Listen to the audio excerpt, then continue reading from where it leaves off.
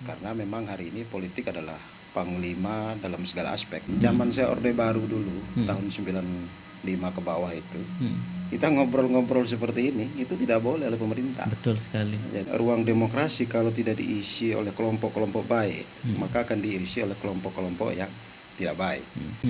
Nah, saya kira ini bukan pepesan kosong, tapi Gus Muhaimin adalah aset bangsa yang memang harus diberi panggung untuk mengekspresikan pikiran dan gagasannya tadi. Bang Yogi, boleh nggak saya katakan bahwa PKB itu semacam miniatur dari Indonesia? Iya dong, saya setuju.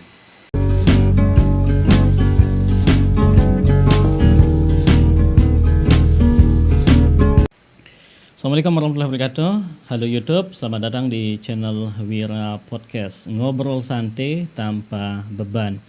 Hari ini kita akan berbincang-bincang santai dan sosok yang bisa menginspirasi, terutama anak-anak muda sebenarnya.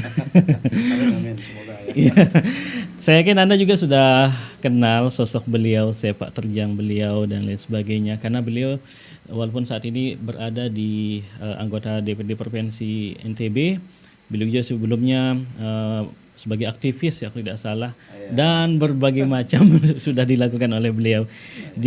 Beliau adalah, saya panggilnya Bang ya, Boleh. Bang Ahdiansah SHI, atau yang lebih kita kenal Bang Yongki. Ya, boleh. Assalamualaikum Bang. Waalaikumsalam warahmatullahi wabarakatuh. Sehat Bang?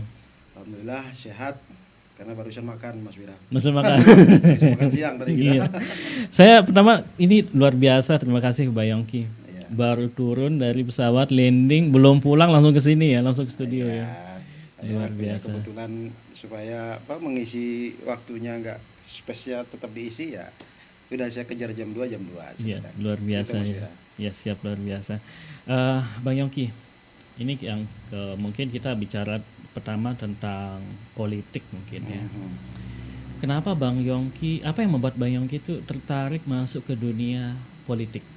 Politik ya. Iya. Saya sebenarnya tidak pernah bermimpi ya sejak kecil itu untuk jadi politisi.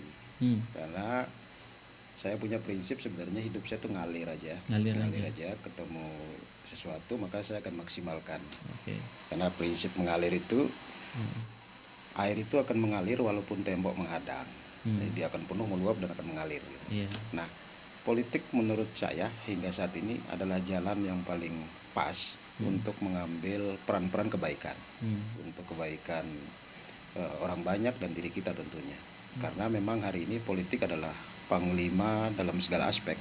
Panglima dalam aspek? Iya, dalam kehidupan kita ini politik menjadi panglima tertinggi. Kita bisa ngobrol hari ini juga karena politik decision kan. Betul. Misalkan zaman saya Orde Baru dulu, tahun 95 ke bawah itu, kita ngobrol-ngobrol seperti ini, itu tidak boleh oleh pemerintah. Betul sekali. Jadi hal-hal kebebasan seperti ini adalah bagian dari decision politik. Minum kopi juga, Anda dulu kopi merek A udah ditentukan, bukan kopi macam-macam. Betul. Itu soal politik decision. Jadi memang punya peranan yang sangat penting dalam lini hidup kita seperti itu. Sangat penting. Karena hari ini negara kita adalah negara demokrasi. Ini ruang demokrasi kalau tidak diisi oleh kelompok-kelompok baik, maka akan diisi oleh kelompok-kelompok yang tidak baik. Maka teman-teman itu harus mengisi semaksimal mungkin agar keputusan-keputusan politik itu dampaknya baik. Nah, menurut saya politik ini adalah ruang dakwah sebenarnya. Ruang dakwah. Ruang dakwah dan ruang sebenarnya investasi masa depan untuk akhirat sebenarnya. Kalau secara prinsip religi, tapi secara prinsip sosial kemanusiaan, disinilah kita membela kepentingan masyarakat. Sebagian besar publik awam mengatakan politik itu kotor, tanam itu kotor, politik itu penuh dengan intrik, politik itu harus berbohong. Nah, bagaimana ketika ada pandangan seperti itu, Bang Yongki bilang hari ini menjadi dakwah begitu? Kalau itu sih menurut saya ini soal kita harus pisahkan mana politik secara substansi dan soal taktik strategi. Ini kan soal cara sebenarnya. Orang sering mengasumsikan dengan cara orang untuk mencapai sesuatu. Padahal substansi politik itu adalah bagaimana kita memperjuangkan kebaikan dengan satu kebijakan di level negara. Jadi kalau ada asumsi politik itu soal kotor, licik, itu oknum saya kira. Oknum. Cara dan strategi taktik. Nah, saya kira tergantung pilihan-pilihan kita. Misalkan saya di Partai Kebangkitan Bangsa, saya ini kan santri. Santri. Saya ini adalah berada di partai yang didirikan oleh para kiai dan ulama. Betul. Maka platform pergerakan kami itu adalah berbasis apa yang menjadi tausiah ilmu-ilmu keagamaan yang kami pahami. Oke, politik itu adalah target mencapai sesuatu untuk kekuasaan. Apapun itu adalah endingnya kekuasaan. Ketika Anda mendapat kekuasaan, maka disitulah pintu Anda untuk dakwah sebenarnya. Anda jadi gubernur, Anda jadi legislatif, Anda jadi kepala desa, itu sebenarnya momentum untuk melakukan peran-peran kebaikan sebenarnya. Jadi kembali kepada orang di Bali itu, Yes. apa tujuannya? Ya, sebenarnya tergantung tadi starting point dan standing position seseorang itu. Politik itu apakah dia menggunakan sebagai instrumen kepentingan sesaat atau kepentingan jangka panjang. Saya memang tidak boleh tidak mengakui ada fakta-fakta itu sebenarnya. Tetapi bagi saya adalah latar belakang sebagai penatif di mahasiswa, di NGO. Begitu juga di Nahdlatul Ulama. Ya, kami semua di situ dididik bahwa apapun ending politik itu masyaalil ummah, kemaslahatan masyarakat. Jadi tahapan-tahapan, capaian-capaian itu jangan sampai merugikan orang banyak. Misalkan saya memperjuangkan bagaimana sebuah kebaikan itu harus untuk kepentingan masyarakat, tapi kebaikan-kebaikan itu jangan juga prosesnya yang salah gitu. Artinya ketika Anda melakukan proses yang salah dengan hasil yang baik, itu juga ada mudaratnya. Prinsipnya selama mudaratnya kecil kita ambil untuk kebaikan itu. Bang Yongki, ada anggapan begini. Bang Yongki dulu pernah merasakan bagaimana menjadi mahasiswa yang bersuara lantang, bersuara keras seperti itu, melawan pemerintahan yang begitu besar waktu itu mungkin ya. Ada pandangan begini, Bang. Dulu ketika masih berada di jalan bisa bersuara dengan lantang, keras seperti itu. Ketika sudah duduk dengan kursi empuk, kadang-kadang menjadi hilang. Apakah Bang Yongki merasakan itu atau bagaimana? Saya kira ini bedanya posisi orang yang mungkin saya pernah mengalami masa yang begitu sulit. Kemudian mendapati masa hari ini mungkin jaraknya sangat jauh. Saya dulu seorang aktivis yang di jalanan mungkin hanya modal tas, ransel, kemana-mana nginep itu isinya sikat gigi dan sabun mandi, makan pun jarang. Tapi tiba-tiba dalam ruang politik kekuasaan yang serba lezat, kursinya empuk loh, Mas Yuda. Tapi justru itu modal buat saya, bahwa saya pernah merasakan sesuatu yang sangat vital, kondisi dari masyarakat yang sangat marginal, terdiskriminasi. Saya coba akan bawa meneriakan itu ke dalam parlemen sebenarnya. Bahwa banyak orang loh yang merasakan itu, dan saya pernah merasakan itu. Ini sebenarnya ketika Anda sudah merasakan itu pengalaman, jadi orang bicara pun saya sudah paham gitu, karena saya merasakannya. Nah, ya apa resikonya kemudian Anda sudah tinggi, ya jatuh pun sudah siap, karena pernah mengalami hal begitu kan. Artinya bagi saya tetap ini adalah momentum untuk berkontribusi agar banyak kebaikan-kebaikan, hak-hak dasar manusia itu bisa terpenuhi. Kemudian kepentingan orang kecil kita akomodir. Ini prinsipnya adalah momentum yang baik sebenarnya.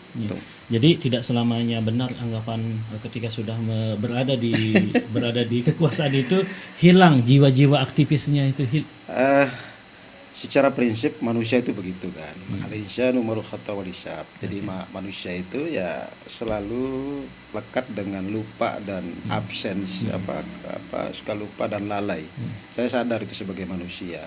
Tapi setidaknya pengalaman saya tadi itu adalah memperkuat ketika saya terlalu tinggi, maka saya akan refleksi kembali lagi lebih jauh. Ada fakta-fakta seperti itu. Tapi saya kira bekal-bekal saya sebagai bekal-bekal zaman lalu itu adalah bekal saya ketika menghadapi ruang yang lezat ini sebenarnya. Insya Allah saya akan terus merefleksi diri sebagai manusia. Jadi semacam itu menjadi satu ketika anggap saja ketika saya sudah berada sampai di sini, ingat dulu pernah ada di posisi ini begitu ya Bang ya?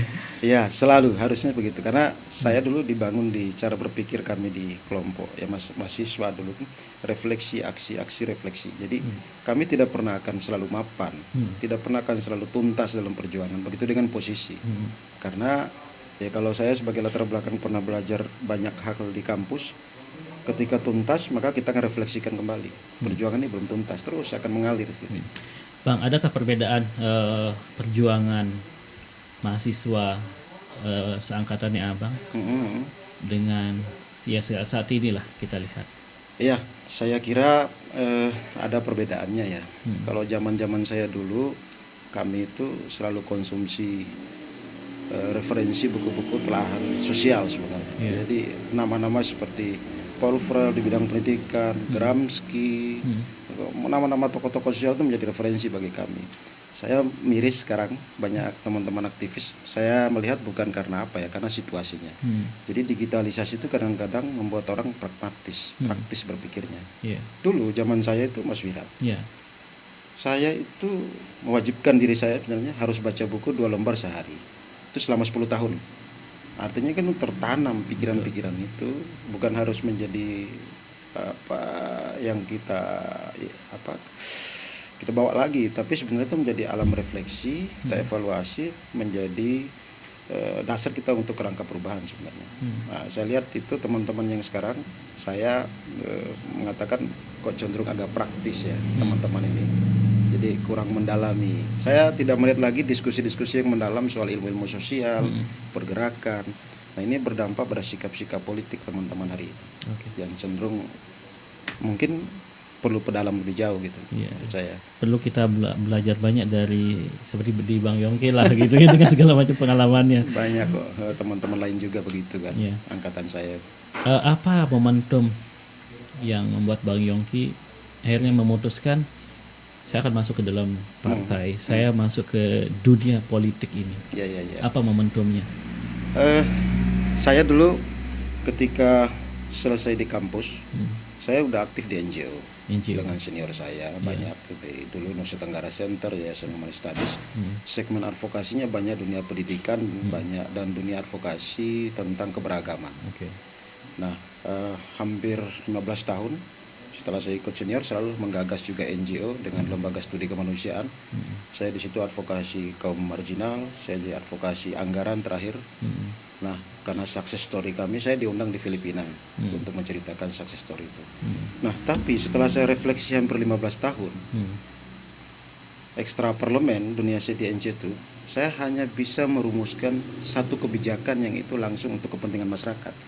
Tahun 2010, saya dengan teman-teman di Lensa berhasil mendorong yang namanya Perbub tentang pendidikan kesehatan gratis. Artinya ada 11 miliar itu bisa langsung kita dorong untuk kepentingan masyarakat. Masyarakat bisa menikmati layanan kesehatan dan pendidikan gratis saat itu.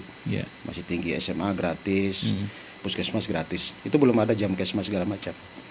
Nah, refleksi saya, kok 15 tahun saya hanya bisa mengadvokasi satu kebijakan. Saya coba telah, saya pelajari, oh ternyata harus bernegara saya. Saya harus masuk ke ruang politik. Karena menurut saya ruang politik lah yang paling banyak bisa kita rumuskan kebijakan. Contoh, Mas Wira bisa lihat, di provinsi ini ada 65 anggota DPR, itu representasi dari 5 juta. 65 orang ini bisa menentukan arah kemana NTB, dari aspek kebijakan, regulasi, dan peraturan daerah. Hari ini Mas Wira, saya alhamdulillah sudah mendorong 2 perda menurut saya, yang itu sangat vital untuk kepentingan masyarakat NTB, bukan hanya hari ini, tapi 20 tahun ke depan. Apa itu? Satu, perda pencegahan perkawinan anak. Yang menurut saya ini soal investasi generasi bangsa kalau tidak dicegah. Yang kedua, perda pesantren. Itu memberikan ruang bahwa pesantren harus dibekali juga oleh negara, selama ini tidak diperhatikan. Dan alhamdulillah saya sekarang hari ini kebetulan baru pulang dari Surabaya. Saya sedang mendorong sebagai ketua pansus, saya ditunjuk oleh beberapa anggota perlindungan produk lokal. Ini mendorong para pelaku UKM agar bisa mandiri, kuat, dan juga bisa difasilitasi oleh negara sebagai penyangga ekonomi lokal. Nah, hal seperti ini kan tidak bisa kita lakukan di luar. Baru 2 tahun loh saya di DPR, tapi sudah bisa merumuskan banyak hal. Nah, itu politik, Mas. Iya, betul. Jadi memang harus masuk di dalam. Harus. Bang, sebelum lanjut kita minum dulu. Oh iya. Diajak serius semua sebenarnya. Oke, siap. Ini apa? Serbat ya? Ya, jahe. Oh, keren nih. Oke, makasih Mas. Bang Yongki, lalu kenapa PKB? Ada apa dengan PKB? Di antara banyak partai politik, kenapa memilihnya akhirnya ke PKB? Partai Kebangkitan Bangsa. 98 partai ini adalah anak kandung dari reformasi. Kita tahu Indonesia itu pernah mengalami zaman Orde Lama, Orde Baru, lalu reformasi. Reformasi ini adalah ruang demokrasi bagi semua orang, mau anak kecil, mau budak, mau siapa, selama dia berproses dan berprestasi bisa jadi apa di Indonesia, bisa jadi apapun. Begitu terbukanya ruang demokrasi dibanding masa-masa sebelumnya. Orde Baru, Orde Lama itu sangat tertutup bagi kelompok-kelompok kita yang tidak punya terah yang bagus, tidak punya duit yang banyak, tidak bagian dari rejim tertentu. Anda tidak bisa di ruang politik. Tapi reformasi memberikan ruang bagi siapa saja. Nah, kenapa Partai Kebangkitan Bangsa? Karena PKB ini adalah yang menurut saya adalah memperjuangkan selain soal aspek, menekankan selain aspek dunia juga ada aspek akhirat. Karena di situ platform pergerakan yang dibangun adalah berbasis spirit-spirit keagamaan dan pandangan para ulama. Yang menurut saya ini available menurut saya, karena banyak sekian banyak partai itu hanya berbicara tentang basis basis keduniaan yang tanpa referensi religius. Begitu juga ada partai yang religius tanpa basis keduniaan. Nah, Partai Kebangkitan Bangsa adalah partai yang selain berbicara dunia juga berbicara akhirat. Bicara akhirat juga bicara dunia. Jadi ini dua sisi mata uang sebenarnya yang sangat tidak bisa dipisahkan. Anda berjuang di PKB, maka Anda sedang melakukan investasi untuk akhirat Anda.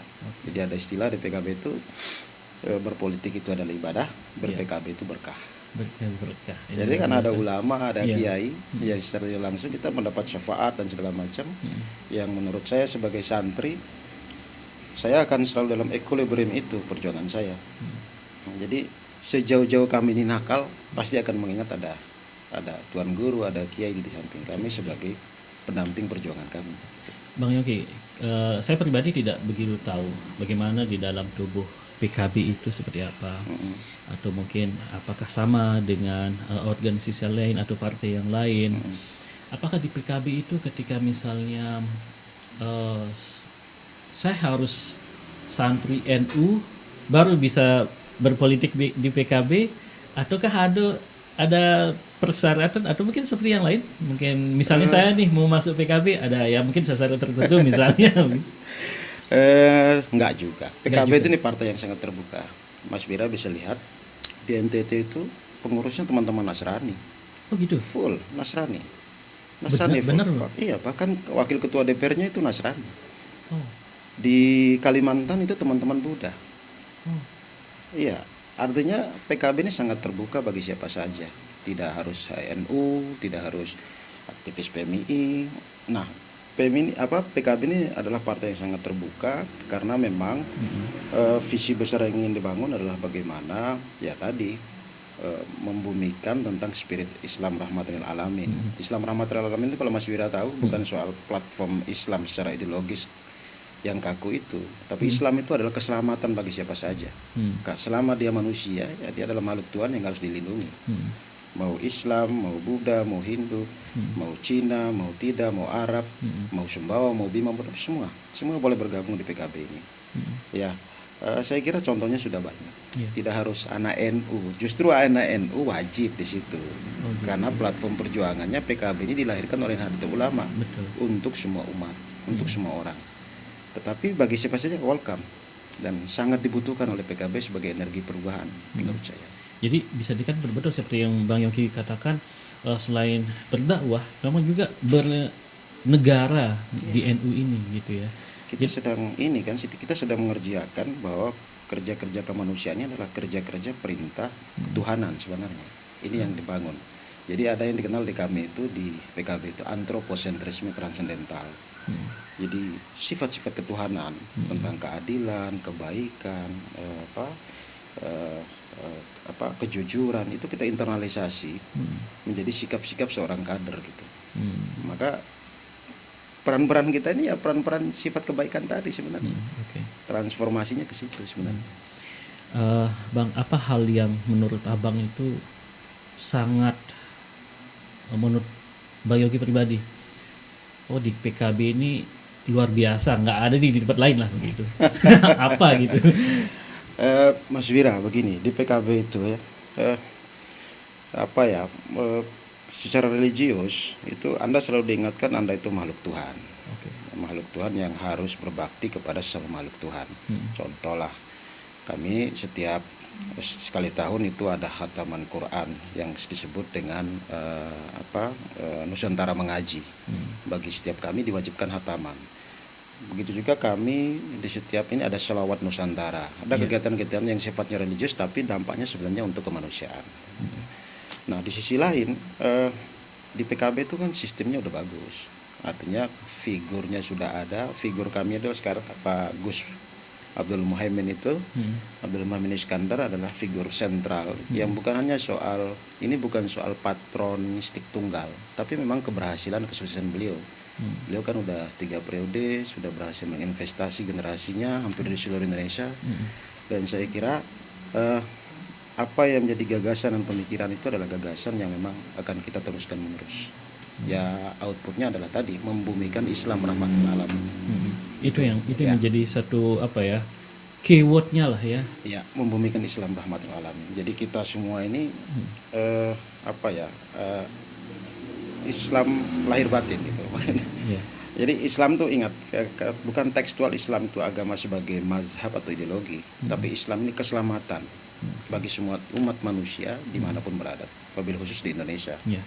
Nah kalau kita bicara tentang itu, apa yang menjadi ganjalan besar di Indonesia lah? Ya, tantangannya begini Mas Wira, bahwa sejarah mencatat ya Indonesia ini kan kalau ditarik lebih jauh ya soal Nusantara, Majapahit dan segala macam hingga kita sekarang kita terlahir dengan ratusan ribu suku, bahasa, agama dan ini tantangan sekaligus menjadi peluang. Jadi kita bisa merakit ini sebagai sebuah kesatuan bangsa yang luar biasa, tapi juga tantangannya kapan-kapan bisa kita terkoyak. Nah, memang kita udah terbiasa dan terlatih dengan visi kebangsaan ini. Artinya kita hidup berdampingan, beragaman, itu udah terbiasa. Tapi kadang-kadang ada para pihak yang memang kadang-kadang menggunakan ini sebagai penyulut dalam konflik politik. Oh ini calon presidennya dari non Jawa, kadang-kadang jadikan isu itu. Tapi saya kira seiring dengan perjalanan reformasi dan demokrasi kita udah mulai dewasa. Kita bisa menerima itu secara alamiah. Perbedaan itu adalah biasa dan justru sebagai penyemangat. Tapi ini tantangan sekaligus peluang, Mas Wira. Tantangan dan juga menjadi satu peluang. Sangat peluang. Dan bagaimana kita memanfaatkan itu dengan baik. Dan saya bilang ini peluang juga. Peluang. Ya. Kita bicara tentang tadi menyinggung Bapak Muhaimin Iskandar. Gus Muhaimin Iskandar. Di tahun-tahun ini, Bang, kita sudah mulai disuguhkan dengan sebenarnya masih jauh sih 2024 tuh masih jauh sebenarnya. Tapi sudah mulai bertebar nih. Baik mulai baliho, melalui segala macam. Dan sikap PKB untuk 2024 seperti apa? Mungkin gambaran lah dari Bang Yongki. Di seluruh Indonesia, di forum-forum resmi partai itu hampir semua kader meminta Gus Muhaimin untuk tampil sebagai pemimpin Indonesia 2024. Ini permintaan ini bukan permintaan karena beliau ketum kami, tapi sesungguhnya Gus Muhaimin ini kan udah banyak prestasi, kemudian udah banyak legasi-legasi yang dibangun, dan saya kira sebagai figur yang punya visi masa depan yang luar biasa. Nah, saya kira ini bukan pepesan kosong, tapi Gus Muhaimin adalah aset bangsa yang memang harus diberi panggung untuk mengekspresikan pikiran dan gagasannya tadi. Karena dengan beliau memimpin ke depan, saya kira Indonesia adil makmur itu bisa diwujudkan. Jadi adil itu di level para elit itu bisa ditata tentang kekuasaan, kewenangan segala, makmur masyarakatnya bisa lebih baik dan sejahtera. Kira gitu. Apa yang publik tidak tahu tentang sosok beliau? Gus Muhaimin ini kan Bang Yongki lebih paham lah, lebih tahu luar dalamnya. Ya tahu dikit lah. Ya, kalau beliau sebenarnya berlatar belakang santri, pengalaman sebagai aktivis, ya sama lah kayak kita ini sebenarnya beliau ini. Cuman beliau dibesarkan di dunia pondok juga kan, sebagai anak dari seorang kiai juga. Nah, berproses dan besar di dunia NGO juga, di dunia politik, dan ini sebenarnya beliau adalah apa yang dilakukan oleh beliau hari ini adalah gagasan dan pikiran Gus Dur sebenarnya. Pola perjuangan keberpihakan beliau tentang keberagaman, keberpihakan beliau terhadap kelompok-kelompok minoritas, mau perempuan, mau nelayan, mau ini semua. Hari ini beliau sedang, saya kira beliau punya sense terhadap itu. Nah saya kira ketika kita mengabaikan seorang anak bangsa yang punya visi besar seperti ini, kita akan rugi gitu. Bahwa Gus Muhaimin ini kan keberpihakannya terhadap banyak komponen di Indonesia itu kayak saya kira udah tuntas dan semua tahu. Terakhir beliau kemarin diundang oleh beberapa kelompok nelayan untuk disupport, bahkan di Jawa Timur kemarin beberapa kiai minta, di NTB juga banyak tuan guru minta beliau. Nah kalangan milenial juga banyak yang memberitahukan ke saya, Bang deklarasi dong Gus Muhaimin di sini. Gitu ya. Ya saya kira nanti pada waktunya kita masih lihat perkembangan, tapi secara substansi ya kami juga akan tetap support beliau sebagai calon presiden 2024 ke depan. Saya kira. Kalau Bang Yoki ada semacam ini nggak, semacam mungkin pernah ngobrol dengan beliau atau melihat beliau, apa yang menurut Bang Yoki orang ini luar biasa? Iya, saya sebenarnya Gus Muhaimin orang yang sangat peduli terhadap orang-orang kecil seperti saya. Oh gitu. Banyak kader-kader di Indonesia ini yang sudah dijadikan oleh beliau. Saya ini tidak pernah bermimpi akan menjadi anggota DPR, Mas Wira. Tapi oleh beliau kan sering datang ke NTB ini kan. Itu selalu diberikan ruang, didorong, spirit, semangat. Dong, kalian seperti inilah yang harus manggung di politik sehingga bisa memperjuangkan kepentingan masyarakat. Beliau datang ke Kalimantan, beliau datang ke Papua, di Aceh, semua kader-kader itu mendorong menjadi anggota DPR, bupati dan segala macam. Itu hampir semua bukan dari kalangan kaya, bukan dari kalangan keturunan hebat dan segala macam. Itu rata-rata aktivis miskin kere seperti saya ini. Nah bagi saya ini bukan soal sayanya, tapi beliau care terhadap orang yang punya visi sebenarnya. Jadi hampir semua yang didorong oleh beliau itu aktivis yang memang punya visi dan gagasan perbaikan. Jadi semacam beliau itu punya apa ya, kayak punya bisa melihat Sangat. talenta. Sangat. Saya harus mengaku itu, dan beliau sudah banyak menciptakan kader-kader pemimpin di seluruh Nusantara ini saya pikir. Pernah nggak Bang Yoki yang ketika misalnya ngobrol dengan beliau dan apa ya kayak satu hal momen yang terkesan dengan beliau? Oh iya, Gus Muhaimin tuh sebenarnya begini loh Mas Wira, orangnya sangat welcome, terbuka. Oke, orang melihat dia jarak jauh ya sebagai wakil ketua DPR hari ini, mantan menteri, ketua umum partai. Ketika Anda duduk dengan beliau, oh top. Beliau Bisa berbaur dengan? Bisa berbaur, sangat terbuka, dan Anda pasti diajak ngobrol sambil terkekeh-kekeh, ketawa-ketawa. Keren loh. Artinya menurut saya pribadi beliau adalah pribadi yang sangat terbuka, orangnya enjoy dan asik sebenarnya. Dan kadang-kadang cara beliau mentransfer knowledge-nya itu dengan goyonan-goyonan khasnya NU. Oh gitu. Iya. Ya ala Gus Dur. Nah ini figur-figur seperti ini sebenarnya dibutuhkan oleh Indonesia. Jadi Indonesia ini harus dipimpin secara terbuka, santai dan memahami dan mengalami situasi-situasi dari bawah. Nah Gus Muhaimin kan sudah selesai di situ. Apalagi soal wawasannya, keindonesiaannya, dan hari ini beliau juga ditunjuk sebagai wakil presiden partai sedunia, partai yang beraliran tengah. Jadi itu di Cina kemarin. Itu semacam apa? Itu asosiasi partai-partai yang seluruh dunia. Itu partai yang tidak pro religius, tidak pro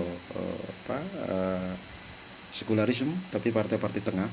Jadi partai yang berada apa ya, bisa penyeimbang lah. Iya, nah, di dunia ini. Nah beliau adalah salah satu pimpinan itu di nasional. Hampir 3 bulan yang lalu beliau terpilih. Dan apa yang membuat sosok beliau terpilih? Itu kan luar biasa itu. Gagasan Gus Muhaimin dengan Partai Kebangkitan Bangsa ini yang selalu memberikan ruang bagi siapa saja, tidak melihat latar belakang agama ini. Nah, padahal orang melihat PKB itu memang fix di luar NU, tapi enggak. Setelah Gus Muhaimin, kepemimpinan beliau membuka semua itu. Siapapun, ini terbukti anggota DPR, pengurusnya tidak harus dari NU dan Islam. Seperti saya ceritakan tadi, ada Nasrani, ada Buddha, Hindu, semua lengkap di PKB. Nah, ketika itu muncul kan, saya juga baru tahu sebenarnya, Bang. Iya. Apakah tidak ada semacam komentar negatif dari orang Islam sendiri gitu? Kan ini kan partai Islam, kenapa di pengurusannya ada non-Islam juga gitu? Asas PKB itu Pancasila, Mas. Bukan Islam. Jadi betul-betul diterapkan asas Pancasila. Tetapi itu adalah spiritnya Islam. Jadi kalau kajian kami di Nahdlatul Ulama dan PKB itu ya Pancasila itu sebenarnya adalah etalase Islam sendiri gitu. Dari ketuhanan, kemanusiaan itu adalah definisi Islam itu sendiri sebenarnya yang lebih konkret dalam bernegara dan berbangsa. Bang Yogi, boleh nggak saya katakan bahwa PKB itu semacam miniatur dari Indonesia? Iya dong, saya setuju. Karena di situ adalah soal keberagaman, visi ekonomi, visi sosial sangat komprehensif yang diperjuangkan di PKB. Ya, karena kita kan di Indonesia ini mayoritas Muslim. Ya. Dan ya masih Muslim, tapi kita mengayomi, melindungi juga bersahabat dengan bersaudara dengan Muslim. Ya bahkan kalau Gus Muhaimin tidak melihat latar belakang itu sebenarnya, tapi justru dengan latar belakang itu bisa merepresentasi di PKB. Anda bisa memperjuangkan kepentingan itu dong di PKB tentang keberagaman. Tapi yang dilihat di PKB adalah soal sisi prestasi, profesionalitas. Selama Anda bisa qualified di PKB, Anda mau agama apapun nggak masalah. Nggak masalah. Gitu nggak masalah. Yang penting satu frekuensi tujuannya sama gitu ya. Iya. Gitu ya. Iya. Okay. Saya kira begitu. Oke, ini luar biasa. Saya kembali ke ini masalah mungkin terakhir kita ini. Iya. Melihat permasalahan bangsa kita saat ini, tidak hanya daerah kita, mungkin bangsa kita dengan segala macam, tidak hanya terkait dengan keagamaan, belum lagi kita dihadapi dengan COVID yang belum kelihatan berhenti. Menurut Bang Yongki, apa yang harus kita lakukan sebagai anak bangsa ini? Saya kira kita sedang mengalami situasi di mana tadi naik turun grafik lah. Ketika kita masa naiknya nanjak Indonesia, ada masa turun untuk evaluasi dan refleksi. Nah di situ kita menata di mana kebaikan dan kesalahan yang harus ditambal sulam. Nah COVID menurut saya ini adalah momentum untuk kembali mengikat pinggang, mengencangkan kalau di istilah komputer hibermat lah ini kan. Anda kembali merefresh, merecharge bahwa ada jalan panjang ke depan. Karena momentum ini kalau Anda baca sejarah 100 tahun sekali pasti terjadi seperti ini. Pandemi. Maka ketika pandemi kita harus siap starting. Nah, yang harus dibangun tetap optimisme sebenarnya. Optimisme, menyiapkan diri dan juga merapikan jalan bahwa ini momentum bagus untuk semua negara kembali starting untuk pada ini. Indonesia itu kan menuju negara berkembang 2040 besok, mimpinya adalah negara maju. Jadi negara yang akan mapan dengan banyak aspek. Maka tantangannya investasi generasi bangsa itu harus siap dari sekarang. Saya mengajak kepada semua kita, yuk kita tingkatkan kualitas, kompetensi kita persiapkan diri, isi ruang-ruang digital ini, isi ruang-ruang industri 5.0 ke depan itu dengan keterampilan dan bekal yang lebih kuat. Saya kira begitu. Terakhir Bang, apa yang ingin Abang sampaikan, terutama untuk anak-anak muda yang mungkin saat ini mulai melihat perpolitikan, mau masuk ke dalam dunia politik, atau mungkin yang masih apatis terhadap dunia politik? Ya saya mengutip Gus Muhaimin sebenarnya. Kemarin Gus Muhaimin mengajak sebenarnya, Anda rugi loh kalau nggak masuk ke politik. Rugi? Iya. Apa yang buat kita rugi? Ya Anda tidak bisa menentukan masa depan Anda.